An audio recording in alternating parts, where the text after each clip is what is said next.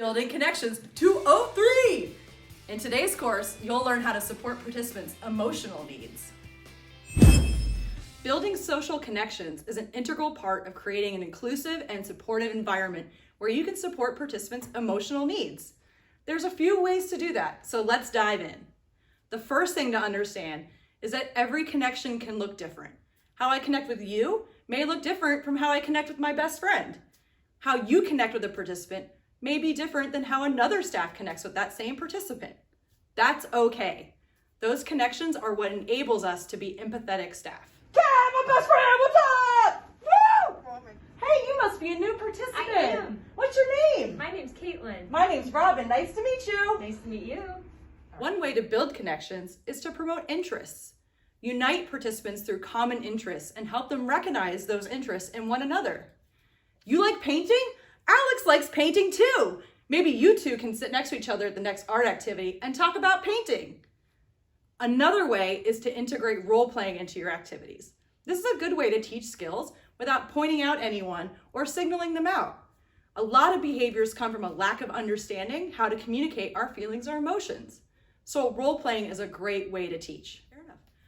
The next thing we can do as staff is to provide role modeling. How we interact and react is vital during program hours. What the participants are seeing while they're with us is what they will want to emulate. They want to be like you. If you overreact to a situation, they may also overreact to that situation.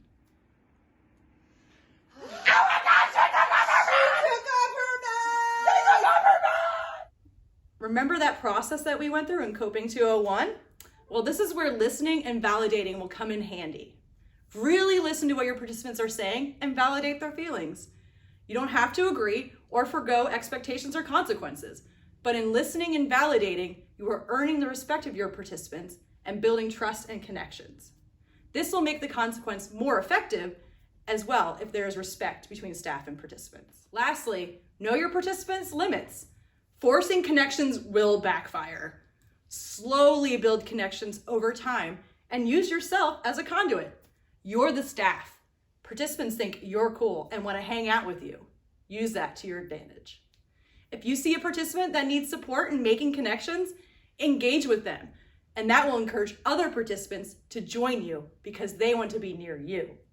While doing that though, you are facilitating conversation about interests, commonalities, role model those interactions amongst the group.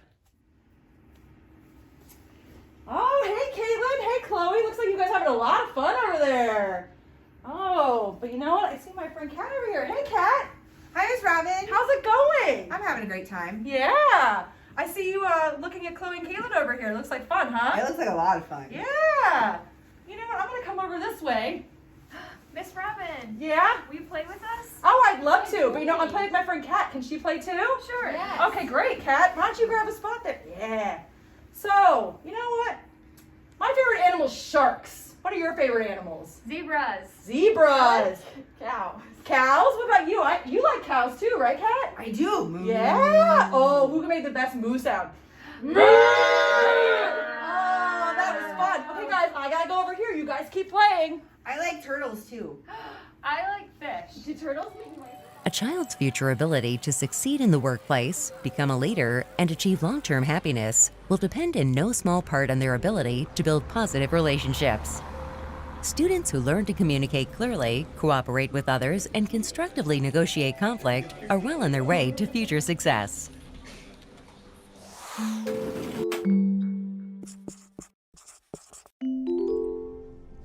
We've talked about self-awareness, which is understanding yourself, and then social awareness, understanding others.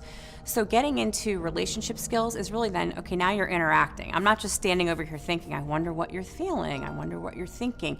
I'm actually using that information to engage. In the classroom, there are lots of opportunities for kids to work together in pairs, to work in small groups, to work in large groups, so that they can actually practice this. So we can intentionally teach them explicitly, how do you disagree? How do you agree? How do you be respectful in giving your opinion? How do you take on an active role on a group project? So sometimes before you actually engage kids with a group, you talk a little bit about what are you going to do if one person is doing more than their share of work? How are you going to respond when one person doesn't seem to be contributing? What are the different roles that we have as part of this group? Who's going to be taking notes? Who's going to be making sure we stay on task? Who's going to be keeping time? Who's going to make sure that the conversation keeps moving? So we can actually teach kids how to be productive members of a group and give them lots of opportunities in every class to work in groups. You've probably heard quite often the idea of project-based learning or problem-based learning. And so that's not just your typical project, we're gonna build something together. It's actually thinking about, okay, let's take our learning and apply it to a real-world problem, and then as a group, we're gonna solve that.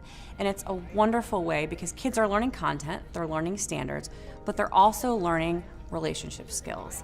How do we work together? How do we decide who does what role? How do we figure out when we're successful? What if we make a mistake? What if we don't agree with someone? How do we navigate that? It's important to build relationship skills with your children because it does foster trust. When kids feel that they can come to you and they could talk to you about anything, they're less likely to go to their peers and get the wrong answer sometimes.